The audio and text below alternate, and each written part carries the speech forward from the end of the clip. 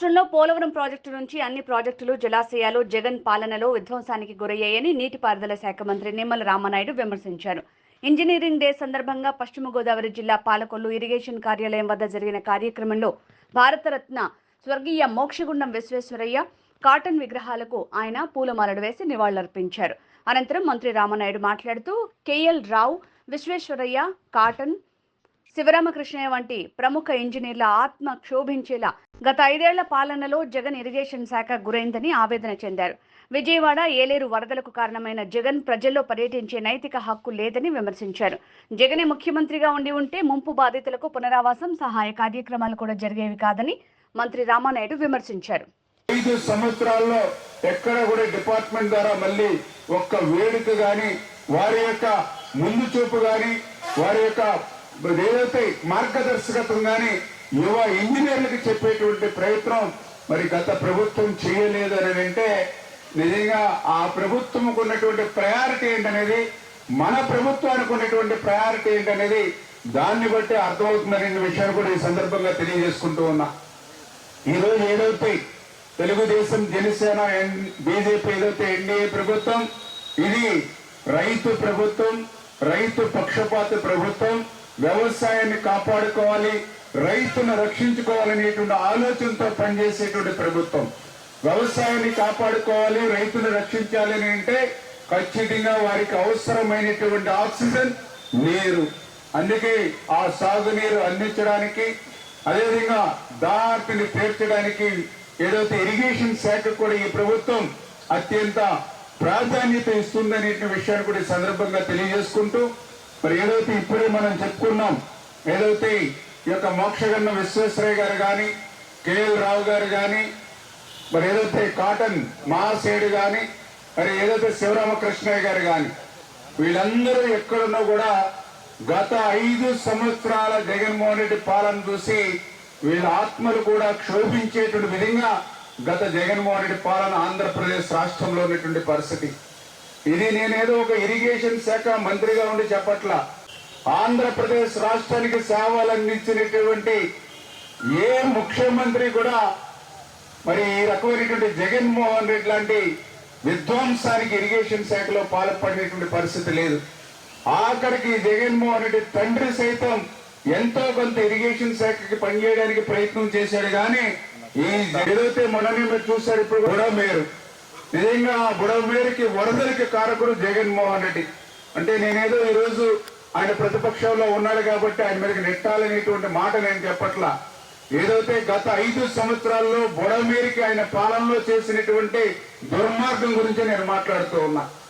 2014, 2019లో ఆ రోజు 440 కోట్ల రూపాయలు బుడమేరు ఆధునీకరణ కోసం ఆ రోజు తెలుగుదేశం ప్రభుత్వం నిధులు ఇచ్చి, టెండర్లు పిలిచి 3 ఏజెన్సీలు ఇచ్చి 80% వర్క్ చేస్తే, తర్వాత వచ్చినటువంటి జగన్మోహన్ రెడ్డి 5 సంవత్సరాల్లో ₹10 పని చేయాలా, ఒక అరబస్తా సిమెంట్ పని చేయాలా, ఒక తట్ట మట్టి బుడమేరులో పని చేయనటువంటి పరిస్థితి. ఈ 5 సంవత్సరాల పాలనలో మరి ఆ బిల్లుల బ్యాలెన్స్ పనులు పూర్తి చేస్తుంటే ఆ 37,500 కెపాసిటీకి ఆ బుడమేరు డైవర్షన్ ఛానల్ పూర్తయి ఉంటే ఈరోజు ఆ బుడమేరుకి గండ్లు పడి ఉండేవి కాదు.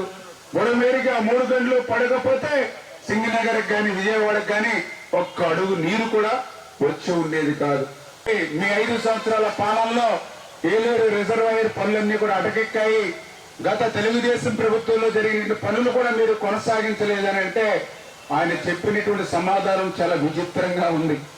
ఏదైతే వర్షాలు ఎక్కువగా పడ్డాయి, రిజర్వాయర్లో నీళ్లున్నాయి, కాలువలో నీళ్లున్నాయి, నీళ్లుండగా వర్షాలుండగా ఏం పనులు చేస్తామలేమని చెప్పి 5 సంవత్సరాలు నేను పనులు చేయలేదని మరి ఆ జగన్మోహన్ రెడ్డి చెప్పాడని అంటే, ఇటువంటి వ్యక్తి 5 సంవత్సరాలు ముఖ్యమంత్రిగా ఎట్లా ఎందుకు చేసుకున్నారో మాకు కూడా అర్థం కానిటువంటి పరిస్థితి. అంటే వర్షాకాలంలో వర్షాలు వస్తాయి, కాలువలు అన్న తర్వాత, డ్రైన్లు అన్న తర్వాత, సీజన్లో నీరు వస్తుంది, అంత మాత్రం చేత వర్షాలు పడుతూ ఉన్నాయి, నీళ్లు వస్తూ ఉన్నాయి కాబట్టి మేము 5 సంవత్సరాలు ఎట్లా పనులు చేస్తామని కనీస పని చేసేటువంటి ఇంగిత జ్ఞానం లేనిటువంటి వ్యక్తి ఈ రాష్ట్రానికి 5 సంవత్సరాలు ముఖ్యమంత్రిగా ఉన్నాడని అంటే ఈ ఆంధ్రప్రదేశ్ రాష్ట్ర ప్రజల దౌర్భాగ్యంగానే ఈరోజు మనందరం కూడా గుర్తు పెట్టుకోవాల్సినటువంటి అవసరం ఉంది. అదృష్టవశాత్తు జరిగినటువంటి తప్పును తెలుసుకొని మొన్న జరిగినటువంటి ఎన్నికల్లో ఒక ప్రజా ప్రభుత్వాన్ని ఎన్నిక చేశారు కాబట్టి ఈవేళ అహోరాత్రులు, ఎందుకంటే మీరందరూ చూశారు, నేను కూడా చూశాను, 24 గంటల సమయంలో 2 గంటలు కూడా పడుకోవాలి ఈ రాష్ట్ర ముఖ్యమంత్రి చంద్రబాబు నాయుడు గారు. ఇంత లోతు నీళ్ళలో తిరిగాడు. ప్రతి రోజు కూడా వరద బాధిత ప్రాంతాలకు తిరిగారు. ప్రతి డివిజన్ కి, ప్రతి సచివాలయానికి మంత్రుల్ని, ఐఏఎస్ ఆఫీసర్ని ఇన్ఛార్జీలుగా పెట్టి మరి దగ్గర 5-6 లక్షల మంది ప్రజలు మరి నిర్వాసితులైతే వాళ్ళకి సేవలు అందించాం. మనం కూడా గోదావరి ఉంది, ఒంగోలు, ఇలా జిల్లాల నుంచి ఫుడ్ ప్యాకెట్లు తెప్పించి ఒక్కొక్క రోజు పొద్దుట 10 లక్షల వాటర్ బాటిల్స్, ఈవినింగ్ 10 లక్షల వాటర్ బాటిల్స్, మిల్క్ ప్యాకెట్లు, ఎట్లా ఇవన్నీ లక్షల మీద. అయినా సరే ఈవేళ ఒక ప్రజా ప్రభుత్వం ఉంది కాబట్టి, ఒక చంద్రబాబు నాయుడు గారు, ఒక పవన్ కళ్యాణ్ గారు ఇక్కడ ఉన్నారు కాబట్టి ఈ రోజు వారం రోజుల్లోనే అన్ని లక్షల ఫుడ్ ప్యాకెట్లైనా వాటర్ బాటిల్స్ అయినా వాళ్ళకి కావాల్సిన అవసరాలైనా తీర్చి మళ్ళీ గండ్లు పూడ్చి యథాస్థానానికి ఈ రోజు మళ్ళీ తీసుకురాగలిగామని అంటే ఇది ఎన్డీఏ ప్రభుత్వం, ప్రజా ప్రభుత్వం, ప్రజల కోసం పనిచేసేటువంటి ప్రభుత్వం కాబట్టి ఈ రకంగా మళ్ళీ పూర్వపు స్థితికి తీసుకురాగలిగాం. భవిష్యత్తులో గత పాలన మాదిరిగా కాకుండా మళ్ళీ వీటికి శాశ్వతమైనటువంటి పరిష్కారాలు ఆలోచించేటువంటి విధంగా రేపు భవిష్యత్తు కార్యాచరణ రూపొందించుకుంటాం.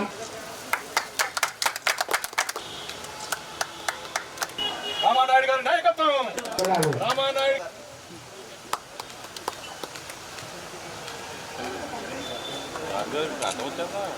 ఇప్పుడు మరి మన జిల్లా 3 జిల్లాలు అయినప్పటికీ ఏడబ్ల్యూ అసిస్టెంట్ ఎగ్జిక్యూటివ్ ఉన్నారు, వారిని కూడా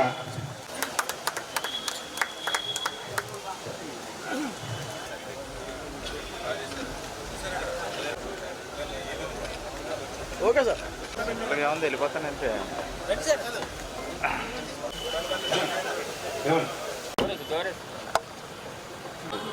మేజర్ సార్ మేజర్ మేజర్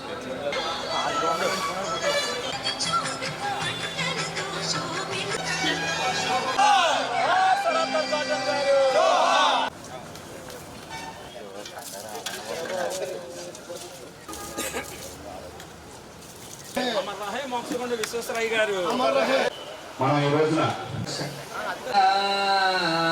సుఫలా